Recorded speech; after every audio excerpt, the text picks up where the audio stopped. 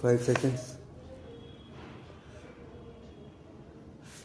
The Women's Reservation Bill has been pending for years and years together. In the last 5 years, we were disappointed because repeatedly we were being told that the Women's Reservation Bill would come, but even the introduction of it had to wait till the very end of the government, and therefore the seriousness of this government in introducing the Women's Reservation Bill and seriously approving and supporting that Women's Reservation Bill was itself doubtful. The government has said that they intend to do so.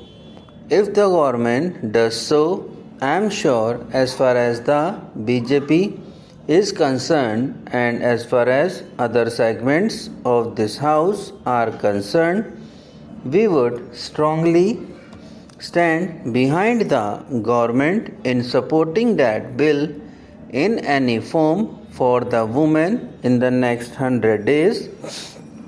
I am glad that my friend who is also going to support us and the government on this bill corrects me.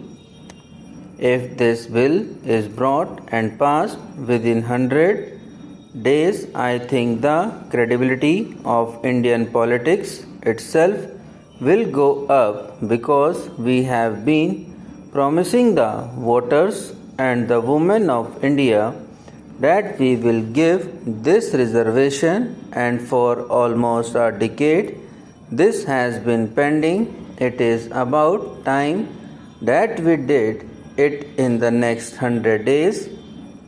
Sir, there is one issue of question that I have on which the President's address does not state anything.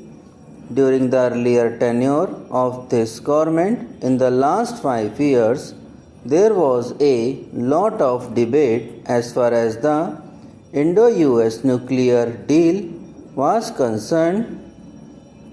Some taunting remarks were made in that context. Even today, we had repeatedly said that we stand for a close cooperation between the United States and India, but the nuclear deal should not merely be the touchstone as far as determining that relationship is concerned.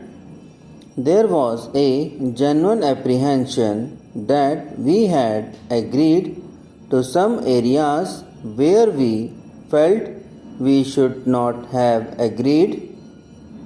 I do not go into that history, but there are going to be 3 areas in the days, weeks, and months to come where our own autonomy and independence is going to be at test.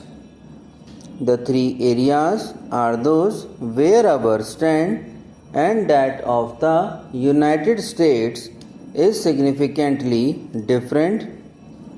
The signing of the NPT is one area.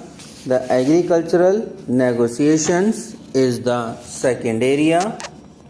I am sure the government, which has followed a particular course of action, which has been the consistent national stand as far as India is concerned, is conscious as far as the interest of India's agriculture is concerned and India's industry is concerned.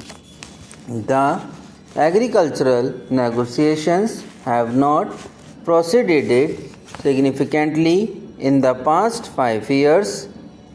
Now there is a considerable amount of pressure on us to yield. The Indian position, in short, has been that unless our agricultural farmer is really a sustenance farmer, he cannot compete with the subsidized farming as far as the United States is concerned. the European Union is concerned and the other subsidizing nations are concerned, we must bear in mind that as far as these areas are concerned, nowhere in the world foreign policy and trade policy necessarily go together.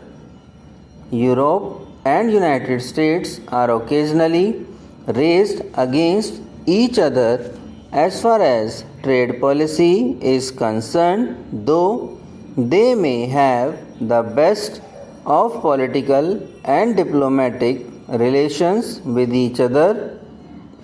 Because ours is a sustenance farmer, he cannot compete this huge amount of subsidies that the developed countries give, which must come down. The government of India in the last 5 years has pursued this stand and pursued it vigorously.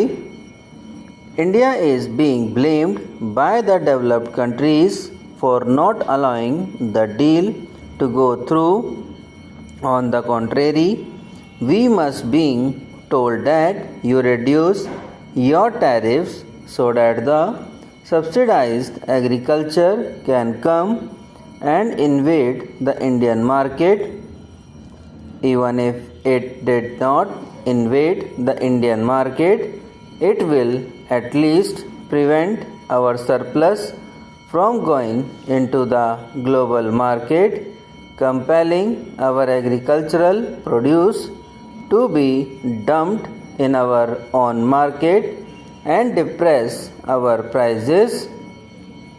So those subsidies really are a death knell as far as the Indian farmer is concerned. Without any significant reduction in those subsidies, by just concealing them into the environmental category in the green box, today there is an effort to get us to fall in line and sign that deal. I wish to caution this government that this is one area where the government would not yield and stand by whatever conventional Indian position is. The climate change negotiations are currently on.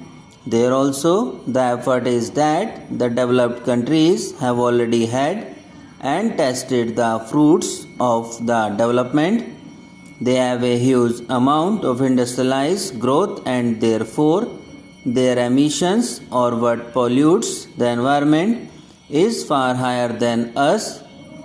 Now the entire effort is to trade in that pollution and ask the developing or the weaker countries to buy it because our emissions are reasonably low from latest scam order. Subscribe now and press the bell icon. Never miss an update.